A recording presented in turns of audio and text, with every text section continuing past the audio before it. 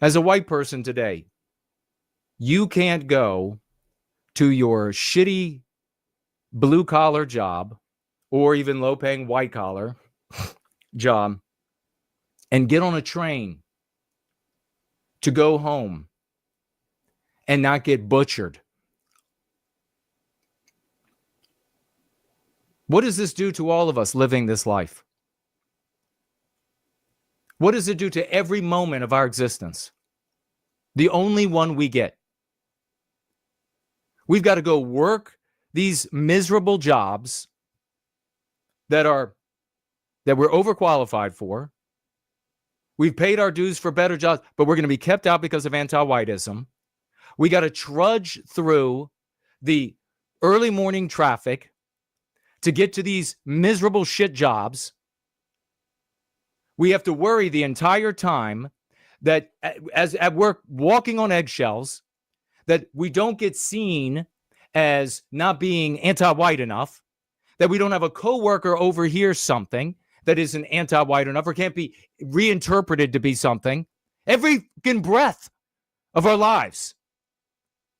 You're at work, you got to make a doctor's appointment, you get on the phone, and you get some sort of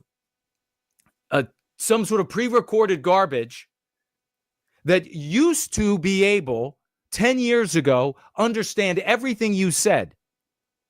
But now, since it incorporates the multiplicity of accents speaking English, and poor English speakers from all around the non-white world, it can't understand shit you say.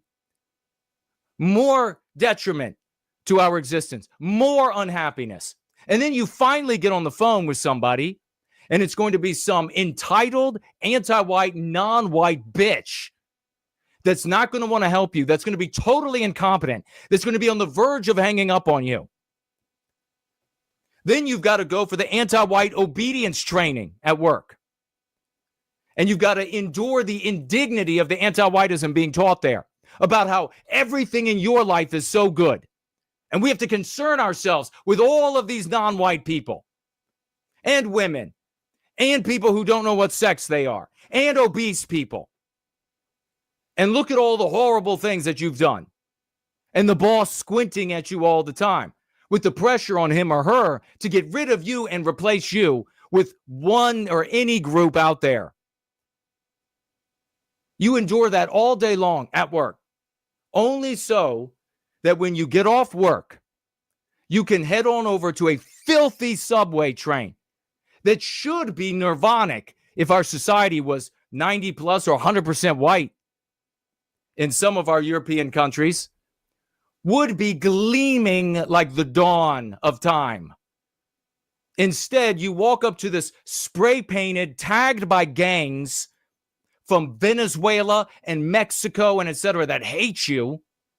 You climb aboard this filthy thing that barely runs on time, not by way of the anti-white, incompetent non-whites that they put out there, but they've had white men coming after the fact because the trains couldn't run on time anymore and make it all digital so that you had a white guys running it on time. Then they were white erased from their jobs to be replaced by incompetent anti-white non-whites. And then white men come back and make it digital. So now you just got somebody in a welfare job, non-white, sitting at the front of the train, reading a book, or not even that, of course, texts, listening to Cardi B on their phone as the train chugs down the tracks by way of the white man's tech. And you sit down on this filthy subway behind some actual animal, anti-white animal, who decides in the blink of an eye that you are white and you need to die. And the next thing you know, in deep confusion, you're clutching at those points of pain in your chest and throat, and you have no idea where they've come from. You have no idea what's going on. You have finally been able to escape into your own thoughts after that miserable day at work. And then you see the geyser of that deep red, crimson, frothing blood shooting from your neck. and you have seconds left of life. Every day for the white race, this is what we live like. This can't go on. White people will suffer this miserably. They will live in this kind of misery. They will develop systems. Hell, it's been decades since those electrified jackets were invented for women. You remember those? The jackets that could deliver a significant jolt of electricity to an attacker. The scarves that were made out of Kevlar so that a knife couldn't just stab or slash right easily through it. In South Africa, the new device invented by white people that goes inside of a woman and has spikes to stop the rapes. Oh, white people will put up with it. We'll live with it all the way to the bitter end. A little creative this, a little creative that. 2 decades since white people invented those flamethrowers that shoot fire out the side of a car for attackers in South Africa. White people will live with it. There's no amount of suffering. There's no amount of your life being made miserable. Your towns are white erased. Your police departments are white erased. They're wearing Islamic patches in Michigan. Islamic entire communities being built. Beautiful communities. Gigantic upper end of middle class.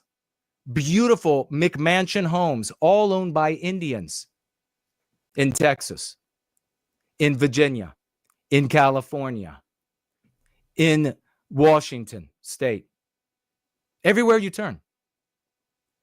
Wealthy, anti-white, non-whites at one end. Violent, poor, anti-white, non-whites at the other end. And white people just keep coming up with excuses. They keep inventing little knickknacks. They keep holding these classes. I see them all the time. Classes in self-defense. They're trying to teach these. Do you really think that Zarutska could have defended herself? Even if she saw him coming. She could not have defended. No amount of training could have protected her. It happened far too fast and from behind for a sidearm or mace or any of that to have been of use. And these little socialized networks across the West of, we will stick together in this little area here and we'll teach everybody, especially our based Black and our based Hispanics, how to defend themselves. And we'll get you all interested in guns, because that's all the white race, that's all America needs. Get you interested in some guns. Put up an American flag with an eagle on it. The only remedy is go free. Maybe there'll be something else in the future, but there's nothing else yet.